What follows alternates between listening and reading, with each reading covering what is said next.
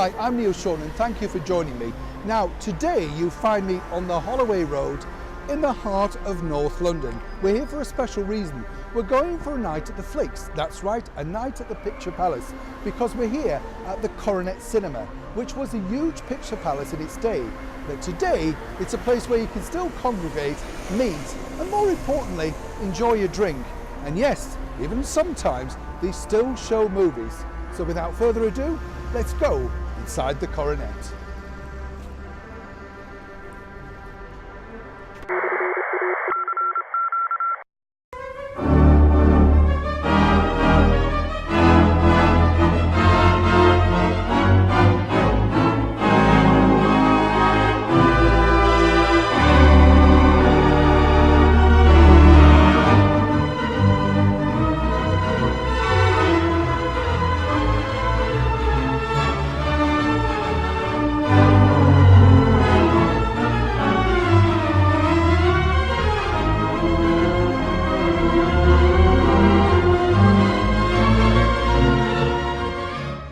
The beautiful Coronet Cinema is located in the North London district of Holloway. It was opened as a Savoy cinema by the Associated British Cinemas, otherwise known as ABC. I bet many people out there though will recall being an ABC minor, but more of that later. Now the cinema opened on the 5th of February 1940. It was one of only a few cinemas that had been virtually completed just before war really had broken out in September 1939. Now, it was designed by the ABC staff architect, Mr. William R. Glenn, in a modern Art Deco style. This was considered really the height of stylization in 1940. It was really the modern touch. It carried on as a Savoy right through until 1962, when it was renamed the ABC.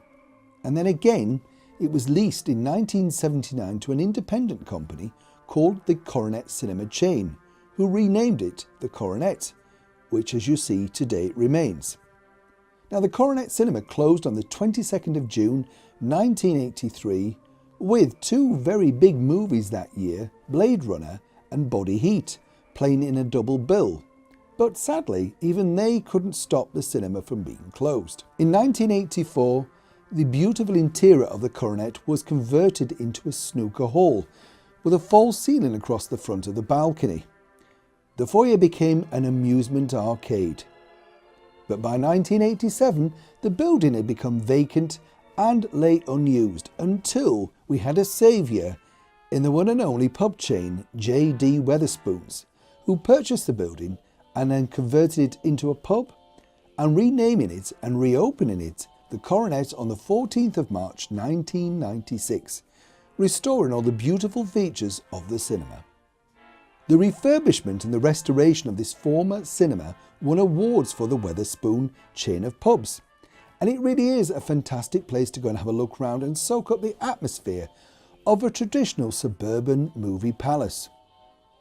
Now, one of the stars who would have appeared on many of the screens here at the Coronet is the one and only Richard Todd. Yes, the dam buster himself. Now, I was lucky enough to meet Richard when he was doing a play at a theatre in Hanley called the Theatre Royal.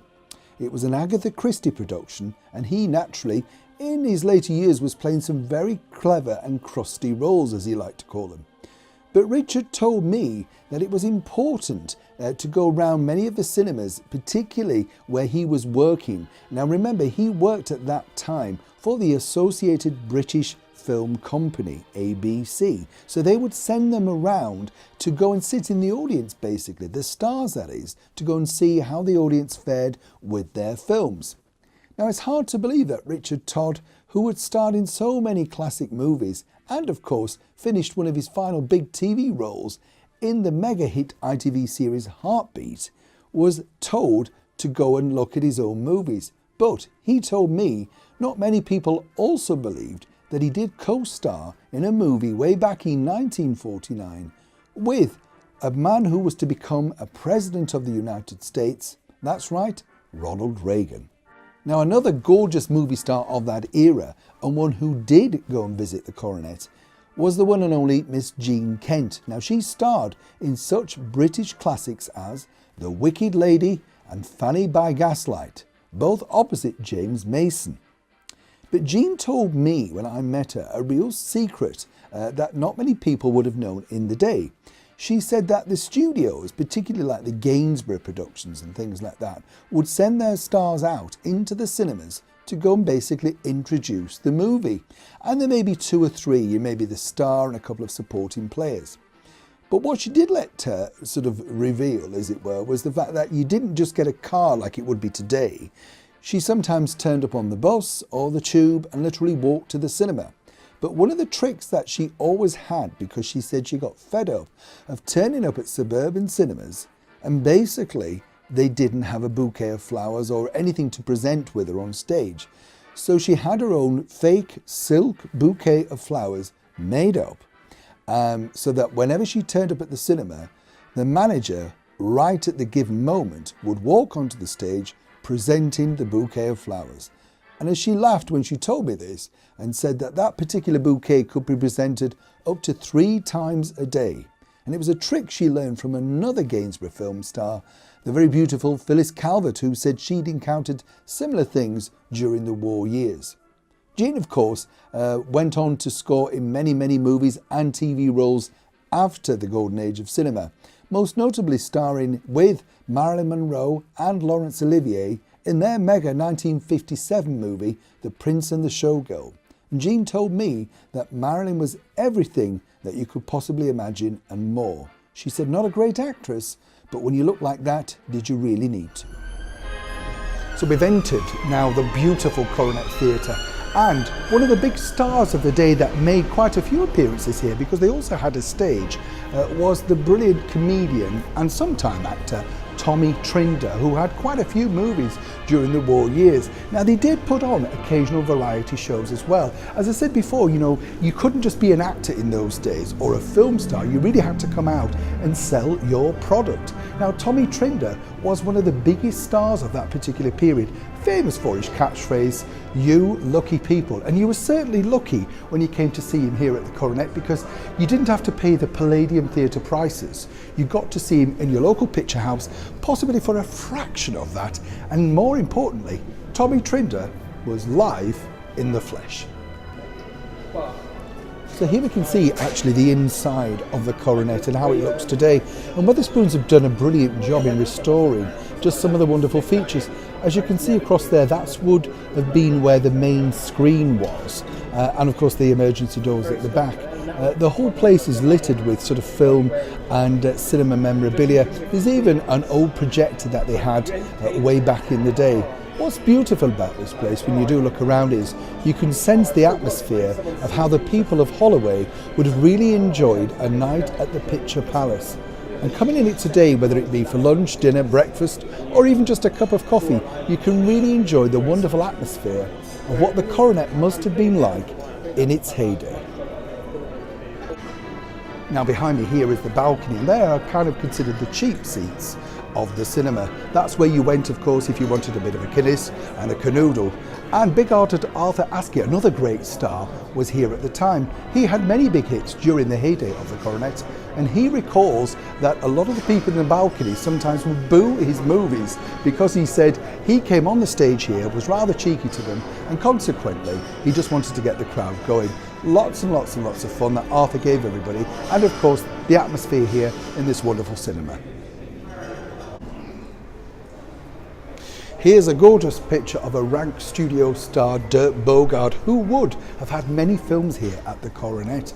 And when you walk into this place, and you can see like up here, that would be the balcony, you'd come in and you go up these stairs here, where you would of course maybe buy some popcorn, some sweets, or maybe you brought your own oranges and flicked the pips off the top of the balcony benchmark to the people below.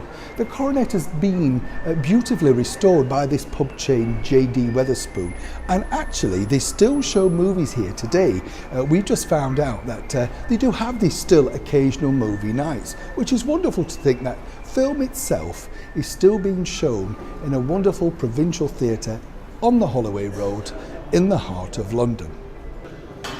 Now lots of big stars also came to the Coronet, even though it was a provincial picture house. This is because you needed really to go out to the public and sell your films. Now this is where it gets interesting, because when you look at it today and you go to a premiere, say at Leicester Square or you know, anywhere in the centre of London, you see a red carpet, you see a big car pull up, and they may do a bit of a chat to some people as they go up the red carpet. It wasn't like that back in the Coronet's heyday. People like Dinah Dawes would turn up in her pink Cadillac, looking gorgeous, Britain's answer to Marilyn Monroe, and make sure the crowd of Holoway Road could see her, because it was vital that they came to see her latest movie, whether it be Yield to the Night, Dance Hall, or all the other great movies that she starred in. The final word really must go to our very own Dame Joan Collins, who I've been lucky enough to meet and interview on numerous occasions. Joan herself started out with the Rank Film Organisation and starred in such classics as Lady Godiva Rides Again and Kosh Boy. Joan told me that she loved provincial cinema and said you could sense the excitement the minute you walked in by the smell of the popcorn and the real anticipation as the organ rose up, played some music, went down, and then the main feature started. It was a thrilling night which she loves to see and hopes one day may even return. I hope you've enjoyed our short film where we've taken you back in time for a night at the Flicks, the Picture Palace. I've been Neil Sean. I hope you have enjoyed yourself watching this short movie, and don't forget to join us and share on Twitter, Facebook and all other social media platforms. Until next time, take care.